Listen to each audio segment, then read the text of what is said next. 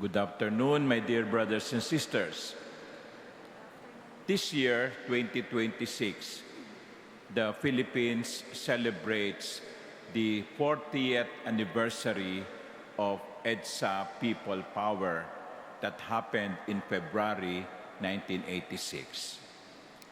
I'm sure some of you were already alive at that time. Where were you during those days?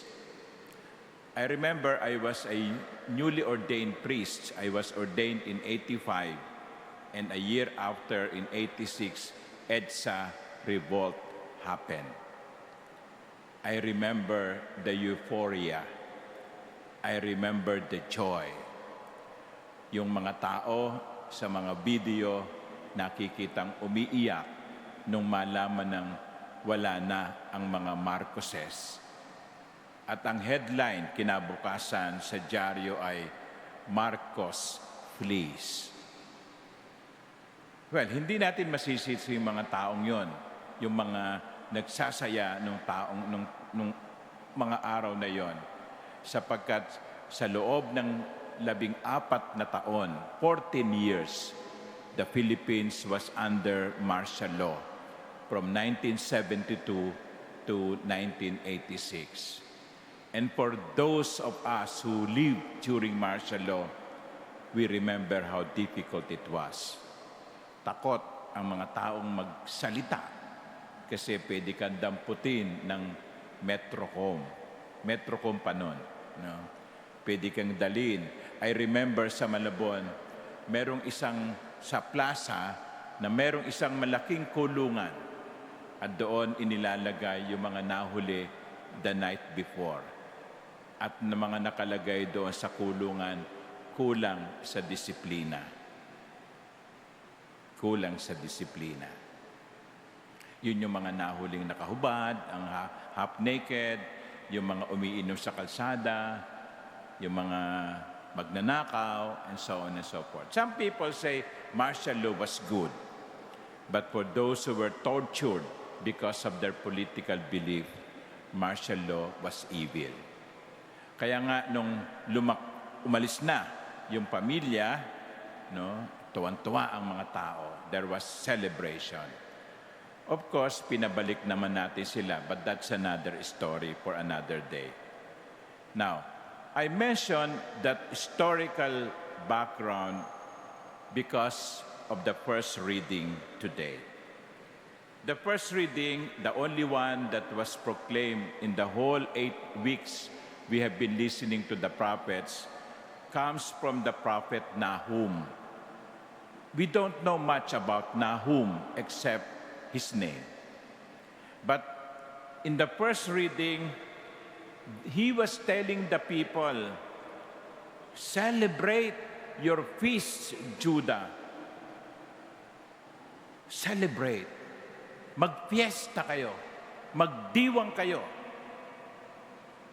For nevermore shall you be invaded by the scoundrel.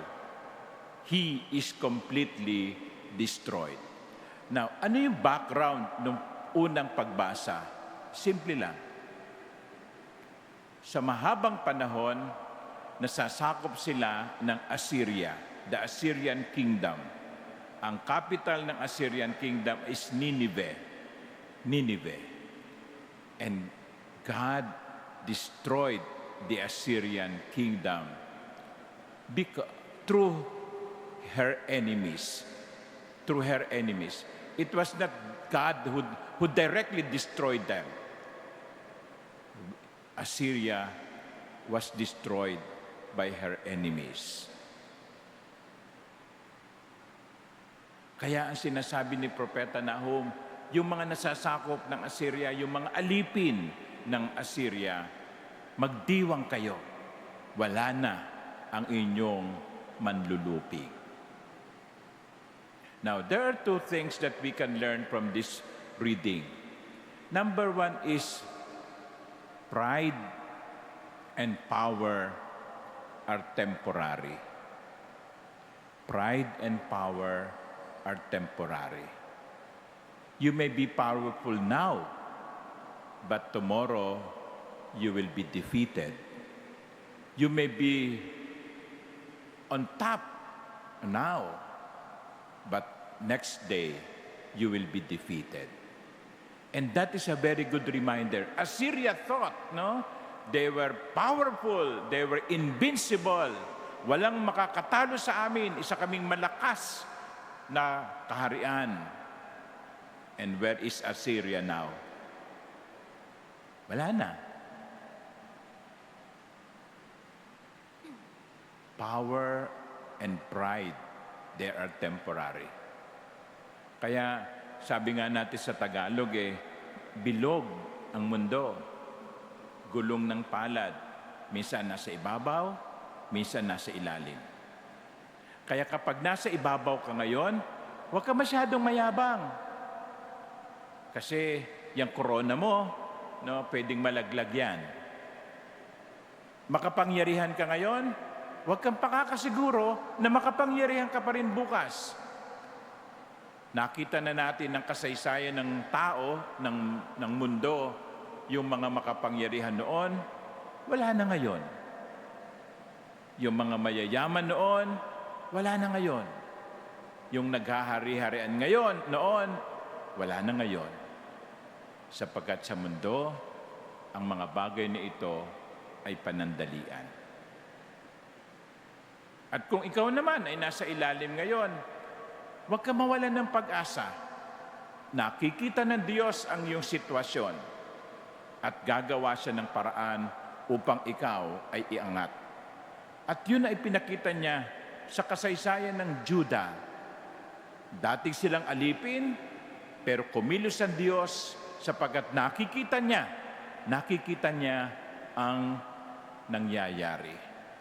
You know, lagi ko to sinasabi, yung mga mayayabang ngayon, yung mga umaastang makapangyarihan ngayon, may araw din kayo sapagkat nakikita ng Diyos ang mga kaganapan.